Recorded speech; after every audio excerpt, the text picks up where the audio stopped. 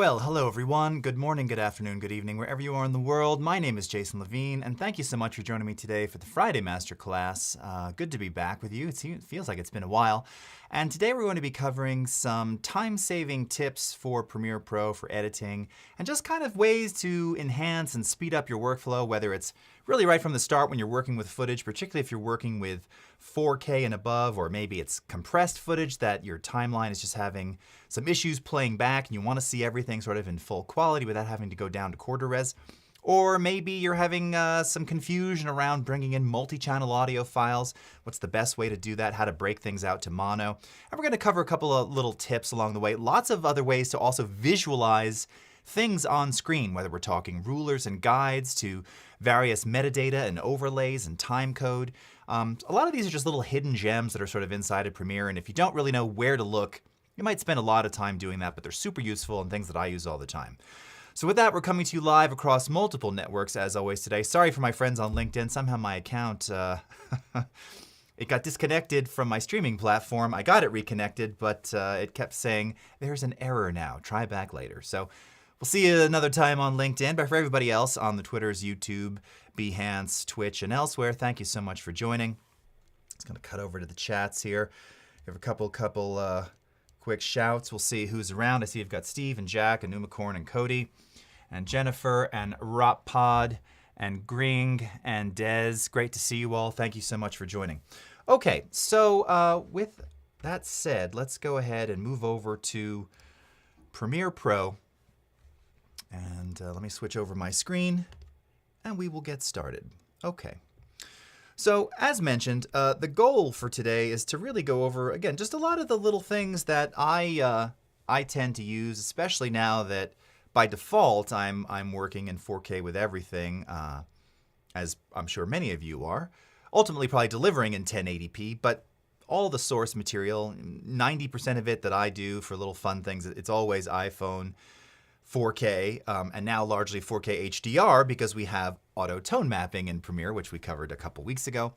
So it makes it a lot easier to work with that content. But all the content that I get, I do a lot of things internally, making little videos and edits, and all of it's 4K, and some of it is a combination of 4K. Largely not iPhone, it's usually from high-end cameras, whether it's RED cameras, whether it's ARRI cameras, and just being able to work in the timeline more smoothly with that, well, it just kind of makes that whole editing process a lot better. So the first thing we're going to cover today are using proxies. Now this is something we've covered on multiple streams before. We've made a couple little updates to proxies.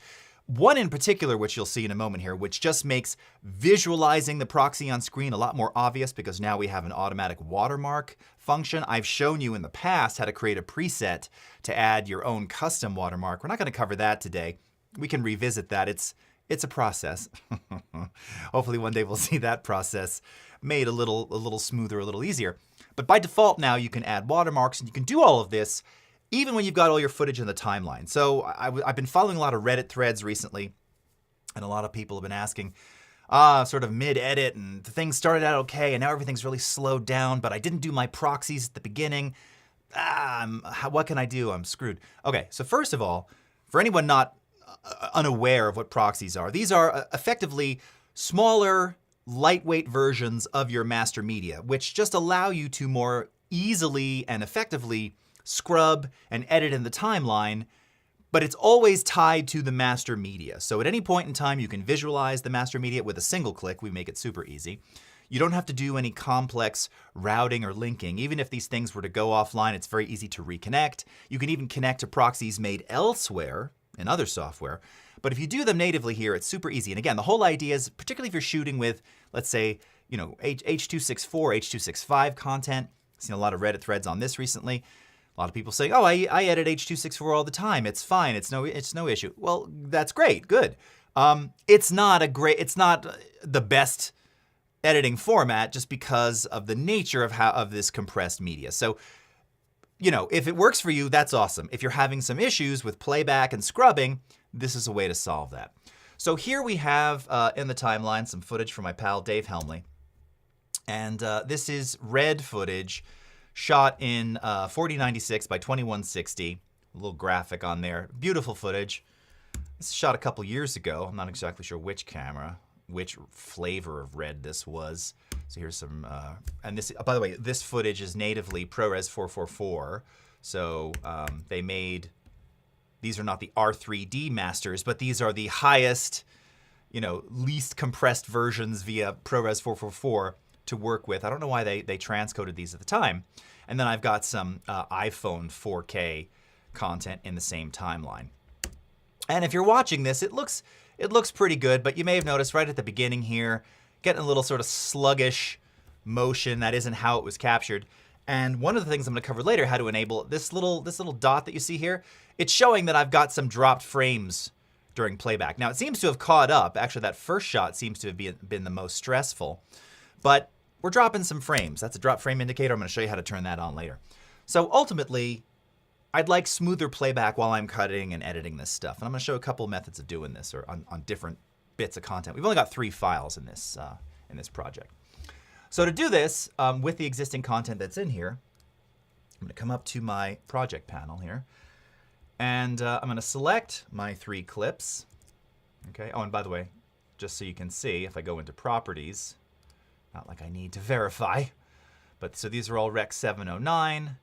But if I go down to the details here, you can see frame size, compressor, highest quality, highest version available when doing the transcoding. Okay, so let's go ahead and select these all. I'm going to right click, control click, and go down to proxy, create proxies. All right, notice there's also attach proxy. So as I mentioned, if you had footage coming from another edit, someone else, maybe they're working in Avid, they're working in Resolve, whatever, and it's come to you, and they've got their proxies done externally, you can attach them. Reconnect full res media, you don't tend to have to use that function as much, particularly if you create them here, but just be aware of that. All right, let's go into create proxies. And when you do that, it's going to pull up this little create proxy dialog box, okay? Now, under format, you have 3 flavors here. And you'll notice that there's an H.264 flavor. Now, you can, in fact, if you so desire, because H.264 will be the smallest of those 3. So you have DNxHR, you have ProRes, and then you have H.264. So if you're looking to save physical space on your drive or wherever these things are living, for whatever reason, you can use H.264. Now, again, it's one of those, I mean, it's sort of, yes, it can work, but H.264 is it's just not a great format for editing in general. Now, these will be lower resolution, lower bitrate flavors of H.264, so they theoretically should perform better. It's just, they're not the most ideal. And you could test that out for yourself, Don't listen to me, do it. But you'll see, and you can read on the interwebs. Not the best choice. DNxHR, MXOP18, fantastic choice. Again, if you come in here, it's actually showing only 1 preset. Now, we can add presets to this. Again, I showed this in a previous one. Most common, however, are probably going to be the ProRes proxies.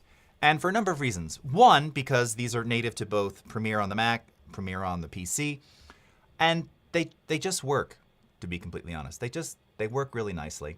Now, I've got some of my own custom ones in here. You can see I've got some specific ProRes LT with logos. Again, this was because I was adding my own watermark. You'll also notice the GoPro Cineform flavors in here as well. Again, these are native file formats to Premiere Pro. So in terms of playback and scrub performance, these are going to work great for you. I highly recommend. Size-wise, I saw someone recently asking, well, what's the difference if you use Cineform versus just straight ProRes? I mean, they're fairly comparable. I haven't done a side-by-side test recently. I want to say at one point in time, I think the Cineform ones were maybe slightly larger. Slightly. But, when we're dealing with 4K, 6K, 8K, etc., you're dealing with massive files to begin with. So, yeah, I suppose if you're looking to save a couple hundred megs here or there, I suppose it could also theoretically be gigs, depending upon the length of the media. That's a consideration. But in general, I think you're good choosing either one. So again, ProRes, low, medium, high. Now, for this content, it's 4K, it's shot on red. And let's say that I'm not necessarily doing color or whatever. I just want slightly smaller files. I just want my playback experience to be better. I just, by default, generally choose low. It just really makes things really easy. And then you'll see that there's this new function here to add the watermark. And this is really one of the nicest things that we've added here, because oftentimes, particularly when you're using really well-shot content like on Red, and especially if you're working in something like 8K, your low-res proxy, you wouldn't even know you're working in the proxies half the time, because without a watermark, just in the program monitor, which is already sort of minimized for most, depending upon your screen layout, you can't really tell. So the watermark will be there to just very obviously, as you'll see, show you where that is. Now, beyond that, you have the destination. So I always use the default, which is next to the original media in a folder labeled proxy. You can, of course, customize wherever you want that stuff to go. I don't know why I put this previously in a Convert to Rush projects location at some point, but evidently I did. So that's it. That's the setup. Go ahead and click OK. Now, what that's going to do, of course, is it's going to create what it calls a proxy job, and then it's going to send that over to the media encoder, which you can see I already had launched, and it's now processing all of those in the background very, very nicely. Now, these are all fairly short clips, so don't be too impressed by the render speed, but it is, in general, it's going to be pretty fast. Okay. Now, when we come back to the timeline here, there's a couple ways to sort of visually understand that we have the proxies attached. And the first, of course, is having the actual toggle proxy button enabled in your button editor. So I know for all of you, a lot of this is a review, you've done it a million times. If you don't, I don't know if that button is in there by default. I don't remember. It might be now. It wasn't for some time. It might be now. To access the button editor, you simply click the plus sign right here. It pulls up this little panel, and this is the toggle proxy button, and you just click and drag that down into the available buttons that you want. So when you have that there, and you go ahead and toggle it on, now this footage, it's a little hard to see, there's your built-in watermark, all right?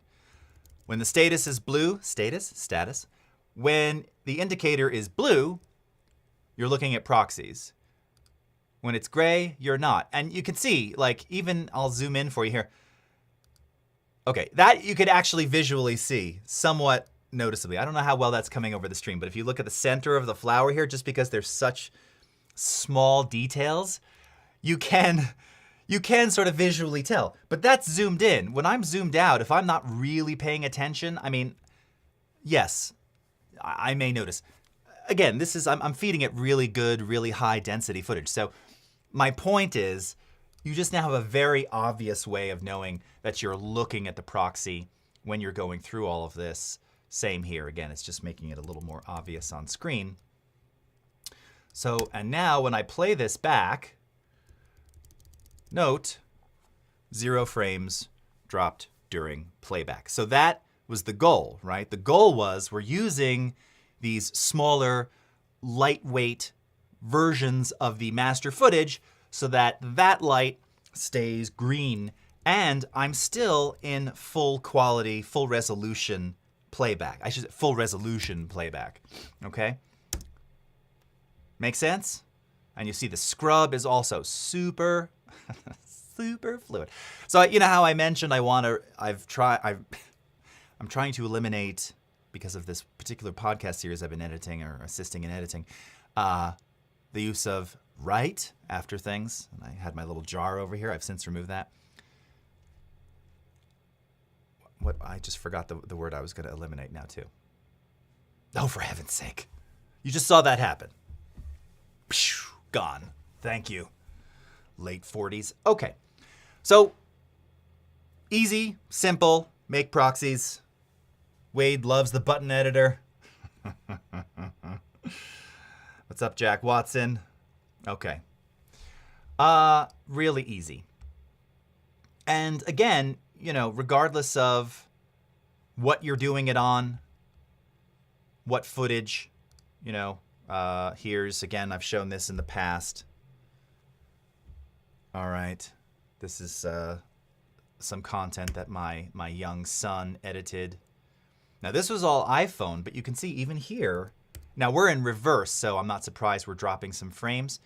But, you know, let's see if I go back to just standard playback. Yeah, okay, it's okay. We're doing all right. But, you know, maybe the scrub is, I'm seeing it, it's a little jerky. It's kind of getting stuck in certain places. Oh, there's the return of Shark Puppet. Is Steve Kosoboom? There you go. Here, this is for Steve, right here. What's going on? Where's my cheese? All right, we haven't seen Shark Puppet in a while. You know, I might want to optimize the process. So again, I could first just reveal where this footage lives. Okay, it's all this stuff right here. Right. Go into my proxy menu, create proxies, and do the same thing over again. And then just let it work in the background. So that's the nice thing, is that I can continue editing. Talked about this a million times, but for those of you new, it does all the proxy transcoding in the background. And then whether, you know, assuming you're in sort of proxy mode, which I am right now, I don't even have to leave that state. As the proxies are generated, it just swaps them out for you. Really, really seamless. Now, one other way to verify that your proxies are in fact attached is via the metadata here in the project panel. And if I click on the little hamburger flyout menu and go to metadata display. Now, did I remove mine? Jason's new for 2023. Let's see. What do I have in new for 2023? Do I have proxy status in there? Status, I do. So one of the metadata fields that I like to include is to show the status online, offline of the proxy. And that will change as it's being transcoded. Note, you can also have the proxy file path and I guess proxy media file name if you so desire. Let's go ahead and click OK on this. If we go full screen, you know, what's really bothering me is that it didn't save the layout, because I don't know about you, friends, but all of the media start, media end, media duration, video in, video out, why are those even in there? This is me just yelling. I don't need any of that here. It just takes up so much real estate and grumble, said the old man yelling at clouds. Video codec, necessary. In, out, no, I don't need that there. I can see that in other places. Okay, but you'll notice here that for the status of this content, we can see it's online, all right? So again, lots of different ways to verify that your content is ready to go. Jeff, yes, I wish you knew what proxies are. I don't know if you're kidding. Did you just join? Okay. You can get to the menu by right-clicking the headers row in the project. Yes. Jeff, again, so these are just lightweight versions of the master media, transcoded in the background, instantly swapped out. And when you have them assigned, you can add an automatic watermark, like you just saw right there in the corner, and it just makes playback and scrub that much smoother. Note, if you take a look, green, as I'm playing back, scrubbing, it's constantly green. If I turn the proxy off and I try, let's see if I play back now without the proxy, how it does.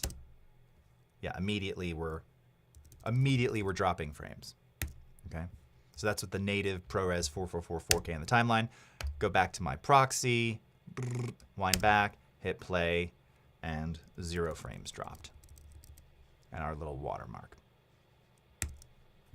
And as mentioned, you can add your own watermark by creating your own ingest preset. I've done a few you've seen where I had my, well, I think it was the Jace's Places logo embedded on all those things. You can also create proxy presets via media encoder that have time code and other things embedded in them if you so desire. But the default one I think is particularly cool and just useful, just easy. Okay. All right. Oh, Jeff, yeah, no worries there. Okay, I wasn't sure if you were messing with me. We have, you know, it's very casual on this stream. So there you go. I just re-explained for you. No worries at all. Thank you so much for joining, and thank you for editing in Premiere. Okay, so next thing is loudness auto matching, or for the uninitiated, the ability to take multiple audio files in varying audio types and within 2 clicks effectively get it to a point where they're all sort of at the same starting point, the same starting level. All right. So if we take a look here, once again, I'm revisiting the content of my offspring. I think these were all COVID projects. And my youngest was doing some plushie videos and recorded them, sometimes with me, sometimes alone. But if we take a look at the audio files, now in general, they're fairly consistent, but you can see some clips are just particularly louder than others. And this is all dialogue, by the way. And, you know, as he was going through it, as someone who was learning how to edit at that time, he was saying, well, this volume's over here, and this volume's here, and this one's all the way up here, and this one's too loud, and it's too soft, and how do I make all those adjustments? So initially I showed him the clip mixer by default, and he said, yeah, that's taking too much time though, can I? And he said this, can I just make them all kind of the same real quickly? And I said, actually, son, you can. And you can do that via the Essential Sound panel with something called Loudness Auto Matching. So now, again, I could play this for you. You may hear the different. I'll play it for you. You can hear sort of some of the subtle differences. Obviously, some are more subtle than others. But in general, as we were kind of doing this rough cut here, things are moving all around. So let's take a quick listen. Nothing like a nice day, Green Hill, huh, Tails? Yeah, nothing like a nice day. It's that guy over there. Yeah. Well, he's doing bad things. Better go stop him. Let's go. Just give me the Chaos Emerald. Nice one.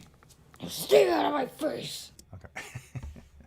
All right. So again, some of the changes are, you know, probably within 3 decibels. Maybe in some cases, you can see later down the line here, and because I measured, I know, within about 6 dB, which would be half the apparent loudness. So, you know, as we were kind of doing the rough cut here, he's like, these are so uneven, it sounds weird. It's going to take me forever to readjust. So here's how we can solve that, or at least get everything to around the same starting point.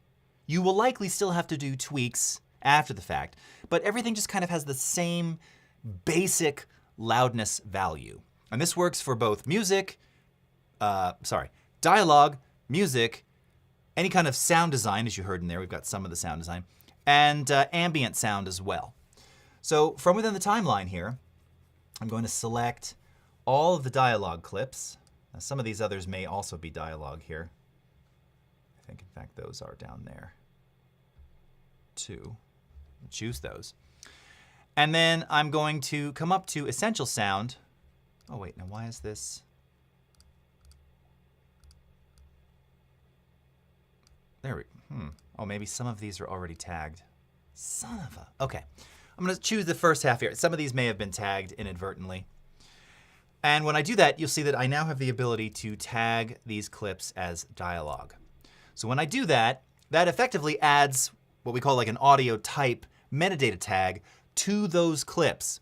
And when you do that, it's now going to reveal a series of effects and filters that you would commonly use to process dialogue.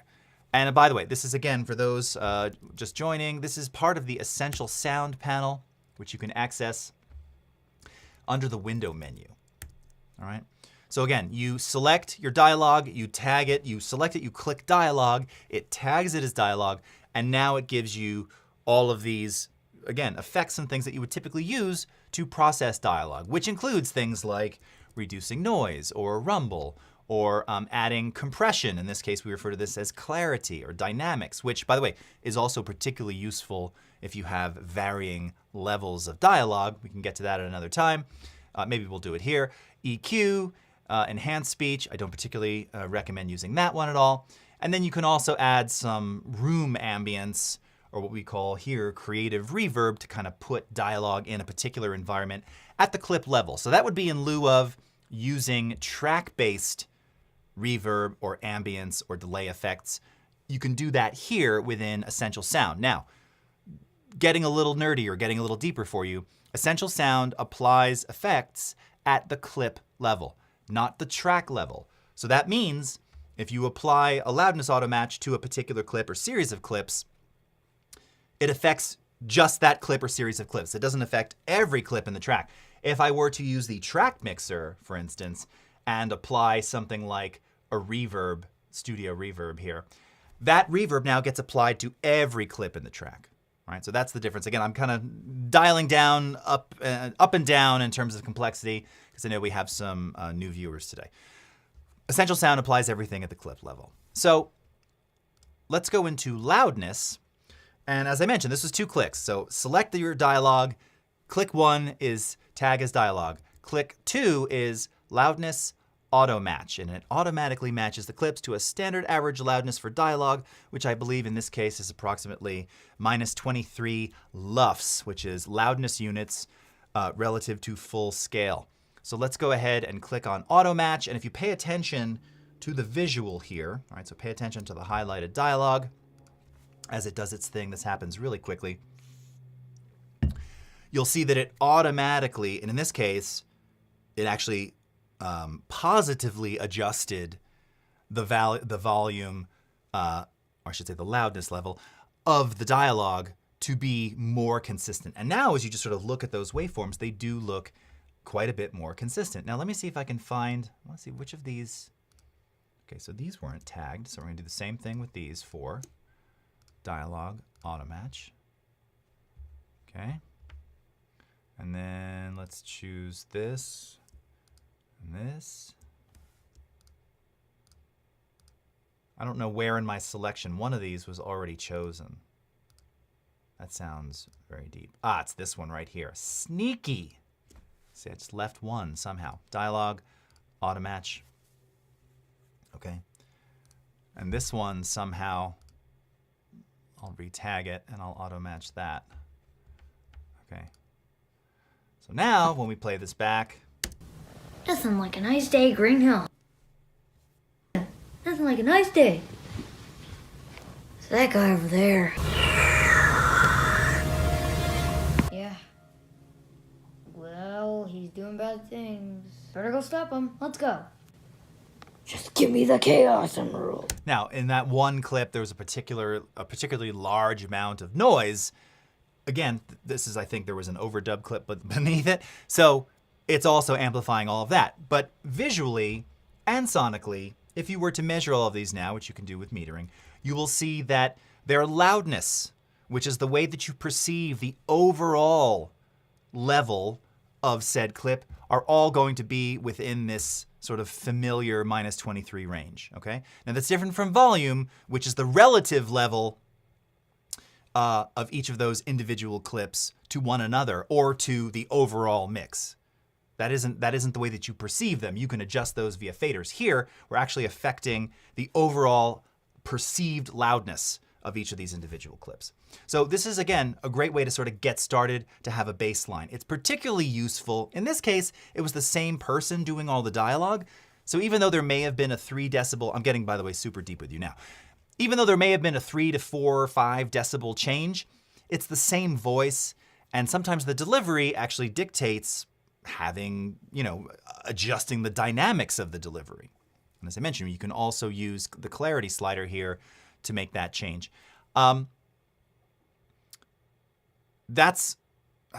said that, again, it just depends what you're wanting to do with the dialogue. If you have multiple people speaking where the levels are really very, very different, that's where this becomes even more useful. When it's the same person, unless it's a mixture of ADR and different performances in different locations, maybe different microphones, the changes may be a little less obvious, or in this case, it sort of just made everything sort of noticeably louder. Maybe I didn't necessarily need that. So I'm giving you both sides of this because there's times where maybe you don't need to use auto match for dialogue.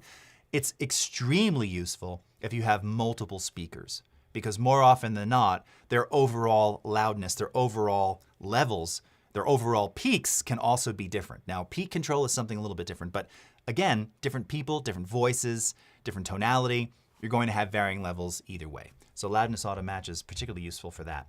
Now, one of the other things, as I mentioned here, that you can also use sort of at a group level here would be the clarity dynamics slider. And this is effectively applying dynamic compression to the voice. And most importantly, it's doing this via some Adobe Sensei AI. And it's doing all of the hard work of applying a compressor for you. If you've never used an audio compressor, I've done multiple videos on this. Compression, back in my Berkeley days, that was my jam. Sort of explaining to people how to properly set audio compressors. Still is. I still, once you understand how to use a compressor, it's just the greatest thing ever.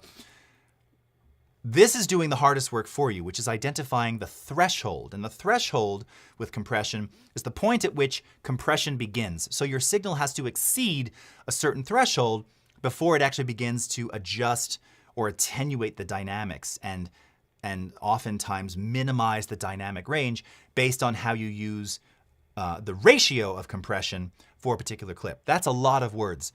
You have one slider here. It does all of that for you. Louis Valdez, you can't ease in, you have to knee in. Yes, exactly. RT365, I love your videos. How do you feel about Peter McKinnon switching to DaVinci? Yeah, Peter's a great dude. I mean, we'd love to. I'm sure he still has some projects that he dips back into Premiere, and I don't think he's left CC altogether. But yeah, it hurt a little bit in here. But Peter's a good guy, and I imagine like all NLEs, we can all share certain things. Maybe he comes back. We'll see. That video was actually from his other editor, right? Or maybe there's been a newer one since then. We'll see. But Peter's a good guy. Okay, so let's see now. Dynamics. So let's go ahead and I'm going to turn this on. Now, again, this dialogue's a bit loud already. I'm going to start this on natural. In fact, you know what? Maybe I'll turn off the auto match. I'm going to start this on natural. You can't read that here.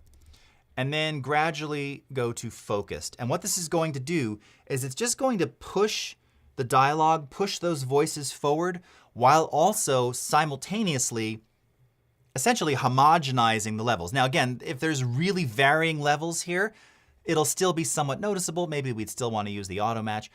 But this is a great way, once you've tweaked sort of the relative levels, the balance in your mix of dialogue, to apply this clarity slider, and it's just going to push everything forward and just kind of glue it all together. So let's take a quick listen as we adjust this. I got it! Okay, we got it back from him. Run! There's a room! Hold on. Again, ambient noise on the recording. Get off him! Time to get out of here. We are the secret characters in the next film. So no make dynamics. sure to watch till the end. Make sure to watch till the end! Yeah, Boris here. Make sure to watch all the push videos that we're going to be making in the past. Okay? Go watch them. Okay. Again, these are not cleaned up or anything, but you're hearing how is it making it louder? Yes, but more importantly, in terms of level, it's not peaking as high, it's just more sitting on top of things, more in your face. In the final version, where there's music surrounding all of this, it just pushes everything forward and just sounds a lot more focused. So this is, again, a really super useful feature. And just to sort of show you how you still have manual control, I mentioned all of the effects in Essential Sound are applied at the clip level. So if I go to this particular clip here, if I go into our effects controls under audio, you'll see that it has applied our dynamics processing effect. So that is a native compressor to Premiere and Audition. If you go ahead and click edit here, all right. Now, I've said this before many times. I love the sound of this. It does have gain reduction metering, which is a standard in compression. However, it doesn't have sort of the standard threshold settings because it uses this graph, and it is also doing sort of simultaneous downward expansion, i.e. gating.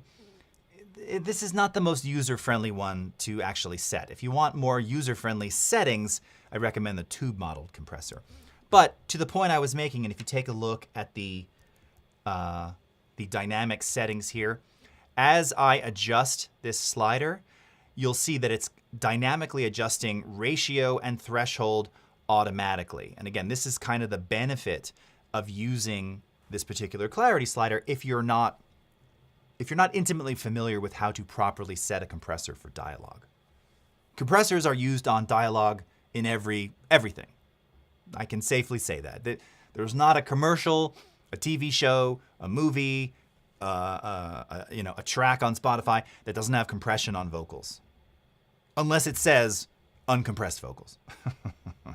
Because it controls the dynamics. It pushes things forward. It lets it sit on top of music and other things. So this is a great way to use that if you're sort of uninitiated in setting compression manually. And I'm the first to say, if I didn't love the sound of it, it actually sounds really great. And because it has dynamic expansion, it also tends to, with extremely dynamic things, it's not a full gate, but it does kind of quiet some of the noisier parts. So it's a nice option to have. Thank you. Thank you, Jeff. Louis, when I found myself using Essential Sound, I was using too many attributes. I do love these features. Yeah, I mean, that's the thing. You can get very caught up in, oh, now let's add some EQ. Oh, let's add enhanced speech. Oh, let's add creative. Correct. I'm always the first to say, particularly with audio, go minimal. It will benefit you in the end. Okay. All right, so let's now go to watch folders. All right, so this is yet another particularly useful feature, which is, let's say you've now done, so there's a couple of reasons why you do this. So a watch folder it's a folder, can you use the same word in the definition? It's a folder that you create, just like a folder you would make on your desktop or in the Finder, that you create from within Adobe Media Encoder. And then you can take footage and drop it into the watch folder, and it will automatically convert, transcode all of that media to a particular codec type that you choose within the Media Encoder. So why would you do this? Okay, let's say you have a bunch of finished masters. So you've edited a bunch of commercials or whatever it is that you've done, and you want to archive them. And you want to archive them all into a particular ProRes format or flavor. You're never going to re-edit these things. You just want an archive that's a decent quality that you can put on a drive and forget about. You might convert, and maybe that media is all in all different types or different formats. You can convert it all to one consolidated format. Or let's say, this is something I used to do a lot of times back in the day.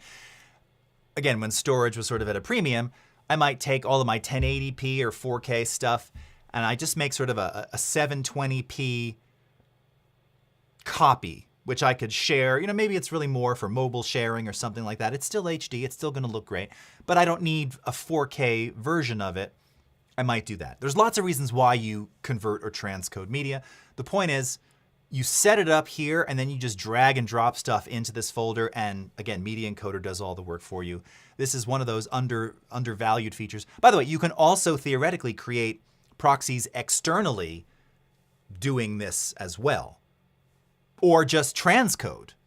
Let's say you're editing a feature, and you have QuickTime, you have ProRes media, you have MXF media, which can also be QuickTime. You have H.264, you have H.265, you have S-Log3 media, whatever, coming from Sony, whatever, which can also be QuickTime. Lots of different flavors, and you want to convert everything into ProRes 444 or GoPro Cineform 12-bit with Alpha. You can use watch folders to do that too. So let's go ahead and create one. So Media Encoder is launched, and again, we have the queue, so that's where you see all the processing. Here's all of the proxies that we had made, right? And I just said it again, virtual jar. Go into watch folders, and we're going to click on add folder. And let's place it on the desktop, and I'll call it batched media. Okay? And choose. And once I do that, now all I have to do is tell it, okay, what format do I want to batch all this media into? So again, you can choose all of your various formats here. And by the way, we've since changed the export panel in Premiere, export dialog, to the new sort of native one that's non-modal. Note that here in Media Encoder, this is kind of showing you the old school. This is what you had previously when you do Control-M or export media in Premiere. So you can choose whatever you want. So I'm going to choose H.264 because again, these are just archives. I just want kind of a smaller, compressed version that I can share around, maybe share with friends, family, whatever. Again, this is just for me. It doesn't matter. You can choose whatever format you want. Just giving you an idea. And I can come in here, and then as always, of course, I have lots of presets to choose from. All right, it's either some of my custom ones that I've made, and I think I am going to use I do want to go with like a 720p. So one of my favorites that I still use for that is this YouTube. It's a little old school, but YouTube 720p. All right, we know where it's going, and that's it. That's all I have to do. So how does it work? Okay, so let's bounce over to the desktop. Okay, and in fact, here we can keep panel up over here. And here's my footage for batching folder. Okay, let's shrink this up. And all the ones in green, these are the ones that I want to convert. You can see some are MP4, some are QuickTime, some are 4K, some are 1080p. I think it's a mix, 4K and 1080p. And I just want everything to be 720p, stereo, 6 megabit, whatever the attributes of this particular preset are. For archive, for storing, for social sharing. Again, that's entirely up to me. So I'm going to take this content. Now again, I can just drag it directly or I can copy, whatever. I'm just going to drag directly. It doesn't affect, it doesn't overwrite your masters. That's an important distinction to make here. Drop it into batched media. Okay. And when I do that now, you will now see that it is now beginning the process under the Q tab here of going through and batching all of my media for me, one after the other. It's just happening in the background, just like that. Super easy. All right? And that's it. There we go. Next one. Taking a second there. There's the next one. Okay? And if you go into the batched media folder here, so you'll see it has source media. All right, and it just shows you each individual clip gets placed into its own folder at a particular time. And then you have the output. So in this case, this is all of the new media, but note that all of it now has MP4, right? We can see, I did it again. We can see that, if we take a look at even here, this one, SF Sunset Cloud. So this was a 4K piece of media. This is now 16 megabytes, which is very nice. Again, this is just for my own little personal archive. I can quickly view this. Looks great. Same with this. Hi, it's Jason Levine. Okay, this one was 240 FPS. So some classic S-Log content pre-graded from some of our demos. And if we go into info on this, you can see that all of it is 1280, 720. Again, if we go to SF Sunset Clouds, this original one, you can see, so 3840, 2160, ProRes 422 HQ, and the new one, 1280, 720 MP4. Okay? So batch folders, again, I think they're sort of an underutilized, very easy way to transcode. If you want to build your proxies offline like this, very easy to do. If you want to archive your media to a consolidated format. By the way, there's other ways to do this inside of Premiere. I tend to, if I just have a bunch of things that I want to quickly convert, this is the way I do it. Because a lot of times, I'm just on the desktop in the Finder. So it's just easier for me to find things that way, rather than trying to sort of, do it inside. I'll be honest, I've shown it here a bunch of times. We have the media browser here. And again, this lets you, go into your, go into your folders and find content. And, you can choose how you want to view the media. And, you can have thumbnail views and all of that. And you can see all the audio files here. And then you can drag stuff into other locations or transcode as you drag it. I just find this a little more clunky. I'm not as fast doing it this way. A lot of times it's just easier for me to find it on the desktop. So another reason why that is particularly useful. Louis Valdez, would you prefer building proxies within the camera? I mean, sure. So that's the thing. And by the way, if you're using something like camera to cloud, which we've featured on the stream here, those are simultaneously being created for you. So yes, if your camera does them, in that case, they, depending upon the camera, and I shoot Nikon, so mine does not do that. But I imagine when you import that content, they're not automatically attached. So that's where you'd use the attach functionality to do that. And you should be able to point to just one, and it should find and attach all the others based on probably a numerical value that's shared between the media. But sure, I mean, that's, again, the proxy, the whole point is just to make the editing process a little faster, a little smoother.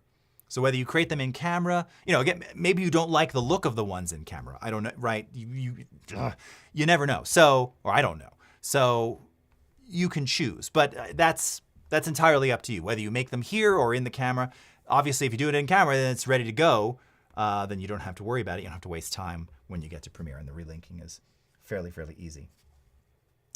Earlier, you mentioned you don't recommend using enhanced speech. Is there a reason why it's not recommended? Sorry, I just caught up. Lacey Royce. So yes, and just to be very clear, I'm talking about the enhanced speech functionality of, let me go back so I can actually point to it, of the Essential Sound panel here, not to be confused with podcast enhanced speech, which is a web-based AI algorithm that actually cleans up dialogue.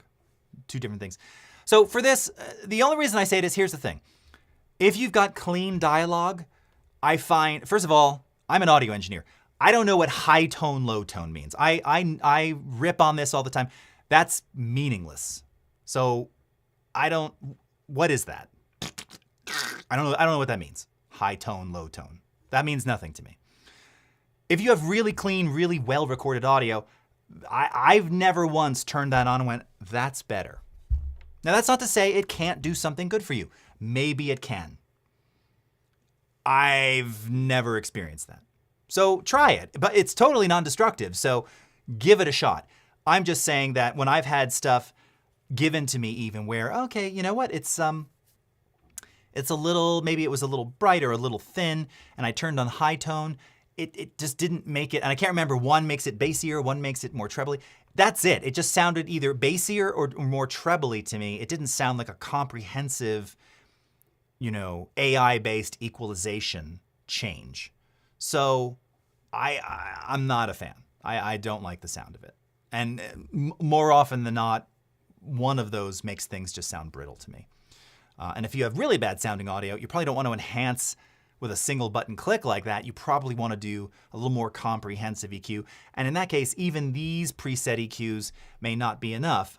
That said, of course, if you enable them, just as I showed you before, you can always go, now this uses the graphic equalizer. This is a pretty sort of easy to understand because you have, low frequencies, mid frequencies, high frequencies, and then you can tweak those sliders, accordingly using your ears. But in general, I'm not a fan of this one. Okay, did that make sense, Lacey? I'm very passionate about that answer. Okay. Shalomi is asking, why did they remove the proxy from import window? Will the proxy be included in the import again in the future? Oh, you mean when you're importing content into the project? Yeah, good question. I guess that's no longer in here, huh?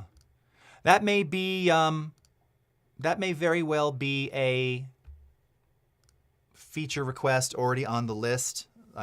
Because yes, previously when you would import, and you can't do it the other way anymore, correct? Or can you? Let's see. Yeah, that's just going to bring it in as it is. Yeah, good question. I think think you can still do it via media browser. Yeah.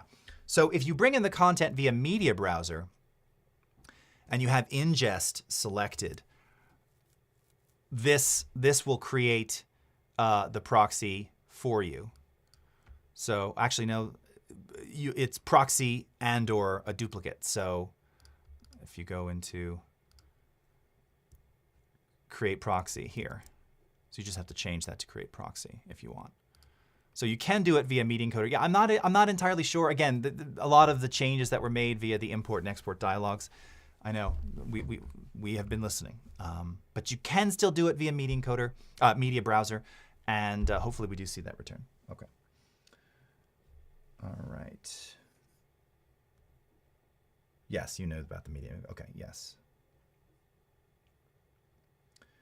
Faster. Okay. All right. Last couple minutes here. Just wanted to point out a couple again, talking about sort of overlays and other things. Oh, and by the way, here's the, I've shown this before, but this is just a very quick look at that sonic edit here. But there's some good moments. A lot of sound design. Bad things. You wanna fight, huh? Ah!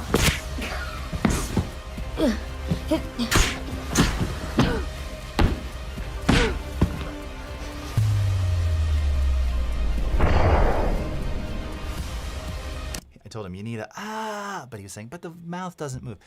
Anyway, this was all done by a 9-year-old at the time, so pretty cool that he got very into the sound design part of this.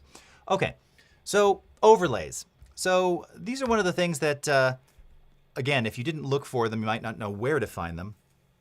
At the bottom of the wrench menu found in the program monitor, also source monitor under settings, we have overlays. And these will show you, and by the way, you have options for the overlays. And you can choose, I think, there's a couple of presets that you can build in here. And you can see you can show all different types of things: source timecode, sequence timecode markers, clip names, file names, sound timecode if there's embedded TC in your audio files.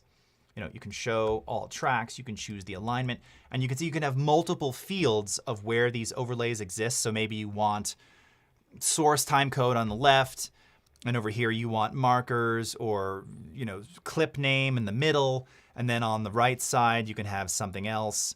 So just different ways to provide real-time, non-destructive, non-burned in overlays on your footage. So as I scrub through, you'll see where there's different audio tracks being leveraged. It's now showing me where those are being leveraged, which tracks have that audio. Same with the video tracks.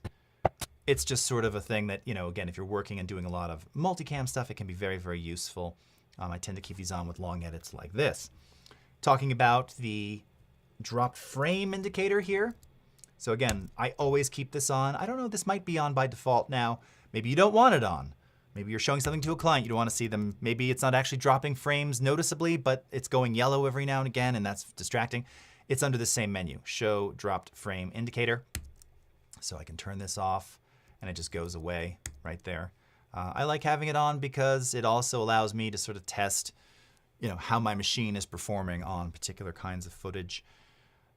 This is an older system still. I'm still in the process of building my newer studio, but Mac Studio. But this one is, I just keep this on all the time.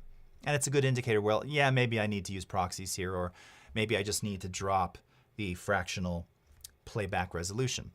Also from within this menu is where you can show guides, and you can also show rulers.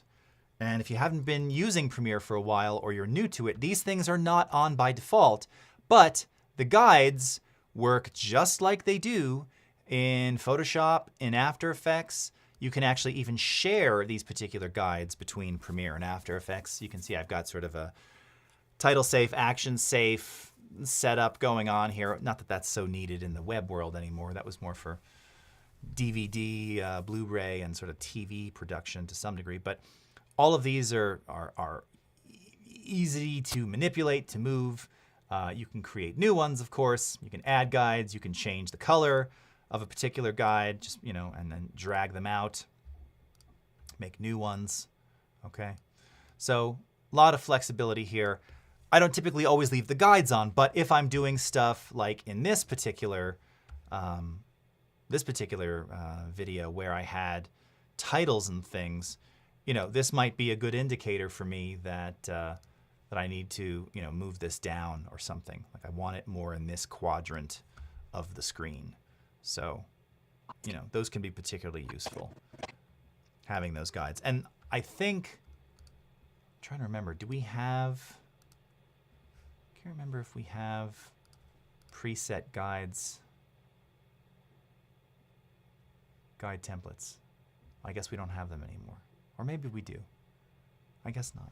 Maybe safe margins is the only one. Did we? Maybe I made all the guide templates. I can't remember. Point is, you can create your own guide templates if you want to do that. So those are very useful. And there's so much more, but unfortunately, friends, that's all the time we have. So thank you so much for watching. Have a great rest of your, I can't find my camera, afternoon, evening, wherever you are in the world.